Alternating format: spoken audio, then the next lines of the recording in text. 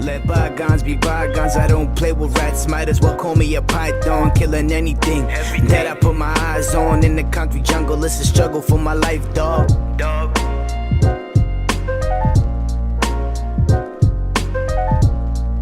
So I know my job is me making content, or being a content creator, is being creative and having a consistent flow. But as a favor that I need to ask is I need people to give me ideas and give me requests to what I should do, you know what I mean? Besides me just coming out of the blue and doing what I want to do. Because it's also, I find it to be a big thing, giving people what they ask for. So besides my hygiene, obviously, I gotta run through all the animals before and after work. So I wake up a little bit extra early just to do what I gotta do.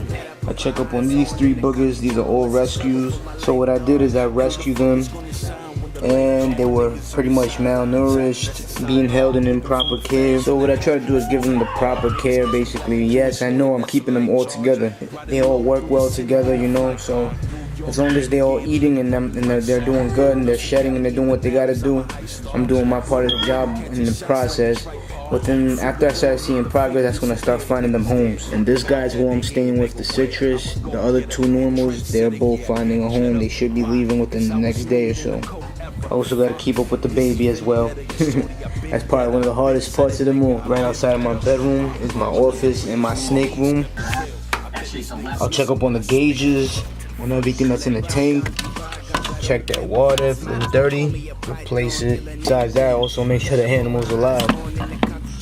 Well, she is. I already seen him curl up. And on top of that, you know, make sure there's no poop or anything laying around. Spot clean it, you know. My weekly clean out through everything, or maybe every 2 weeks. Check my thermostat, see what it's looking like. See, that's very frustrating to me, so always gotta look around, see how the probe's looking, see if there's anything wrong over there, and then usually adjust right back if there's something out of place. And then, you know, just go through everything, look at everybody. I mean, I'm just gonna do a real run through, you know. I would open it up, see how they're doing, see if there's any poop or pee. Water's good. Replace water every 2 days about. If I see heavy condensation, of course I'm gonna wipe that out just in case, or check if the paper towel's moist as well. And just generally just check up on everybody, see how they're doing. Alright, so I had the boa, the rainbow boa in this tank over here, and when I brought it back I had put the Colombian red tail that I picked up in here, but it was just, the tank wasn't big enough for him. It was only a 20 gallon that I held him in for a little bit, so I went out, I copped a breeder size 40 gallon, which should be good for him because he's not that big. So I cleaned this out real good, and I put the cinnamon that's kind of doing pretty bad, you know, so this kind of gives me more of a chance to observe him as I'm in here. You know, I could just turn my back, see what it's looking like, you know, watch him out a little bit more. Of course, I got the analog, the heat map, overheat, get ambient temperature. Another big thing is also checking up to see if you see anybody with blue eyes or in shed. Like this dude is in deep shed right now, the ghost. His eyes were super blue yesterday and he's looking real pale. He was even paler yesterday. So as soon as I see that, I usually put this yellow sticker that I got so I know when the snake's in shed, so I just keep checking them out every day. So when I see the eyes clear up, I'm raising the humidity. What I do is if I do have a snake that has respiratory infections, I'll always pull down the bottom of their lip just like that, just to see how clear it is and if I'm seeing any progress at all. Another thing is I'll run through the book, check who has eaten last, see if they're almost due to feed, and then if they are, then I'll go ahead, defrost something and just take care of that. Also, I'm marking down the start of the shed to the end. Usually I start marking down when I see their eyes cloudy and just when they complete. So yeah, you know, record keeping, that's definitely a solid thing to do, man. I honestly do believe it, because without it I wouldn't remember when was the last time somebody ate, and also understanding their cycles of everything, even when they poop. So besides that, after I do my checkups, I'll be in the office, you know, just hanging out, watching videos, trying to learn anything I can learn, because you know you can never stop learning, honestly. And if I do have more than enough time, then I'm on the mic, man. I'm writing stuff, trying to make music.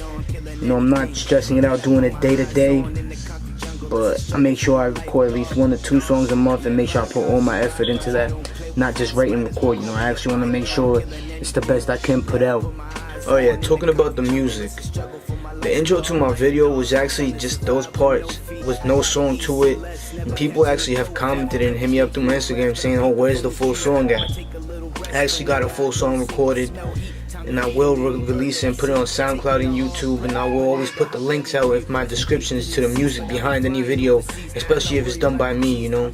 And I'm gonna try to keep it that way, you know, putting my songs in the back so I'm not getting no issues of other people saying I'm using their music. So that's basically that. Go check it out on SoundCloud and YouTube, Steve Gaviria, Gaviria. And this is just the room right here. Marble desk, acoustic foam, toilet rolls, tank, rack, little wire rack behind me. This is where my little domain is. If I'm quarantining something, I usually do it right over here. I'll always spot clean before I put any animal in there, you know, bleach, rinse it out, even use terrarium cleaner, put everything brand new, whatever items that's in there, I'm cleaning the heck out of it. And that's pretty much it. But what I do plan on doing, corner area to make a better, like, organized quarantine area. I want to put a big flat desk over here that comes out. I have my lighting system. I want to set this whole corner up for that. Probably quarantining them on this corner, and then on this corner for me to showcase animals. Besides that, I got all this space to work with. I'm gonna take all this extra crap down. Before, it was basically a little daycare. My girl would take care of kids here, and we got that out the way, so now I got all this space for me to fill up and use it to my potential. And try to keep these little crazy runts from not messing everything up. These are 2 kids left, 2 little babies that are causing havoc. They wreak havoc in this house, I'm telling you, 100%. They make my daily maintenance 10 times harder on top of what I'm doing at my job. So right here is where I'm keeping Pablo, the Colombian red tail. It's a 40-gallon breeder tank, so it's a little bit higher, way more wider. Lengthwise, I think it's the same as a 40 long. So what I plan on doing is probably leaving that log there just for the looks, you know. I want to get a way bigger water dish, something cool. I want to look around for that, something nice and big. And I want to make my own hives, decorate something cool, you know, maybe like cork tiles and layer it out and just make it look nice and like clean. And then probably lay out a vine, those really thick vines going across. I want to make this look as legit as it can, but without also cluttering it, so I give him that little travel space. What I like about this the most is that he does get some sunlight, so his day cycles definitely, he's gonna know when he's gonna get active and when to go to sleep. Especially when you're out of the hide, it's gonna be pretty decent. Another thing that I'm happy about, when my hide got out for like 3 weeks, she could have caught him anytime and killed him, and she didn't. She let the snake live, so she did a good thing by doing that. Besides that, she stay off the couch. And then when I'm done doing all the animal stuff, if I'm not busy with the kid, this is his room that me and my grandfather created for him. We put it together, we set it up, we made this just for him, so gotta either be in here cleaning up, this, that, and the third, sit here and rock on the chair like an old man. So that's just a little quick breakdown of how I'm living in here every day, day by day. And a little bit, not really about my life, but how I live my life in my home at least. My little daily schedule, my daily routines. You know, I don't mind sharing it. Like I always say, keep it authentic, and that's what I'm up to, you know. This is my life, man. This is where I cut and edit my videos. I do plan on doing a lot more now with the rooms. You're gonna see me change the room around probably eventually.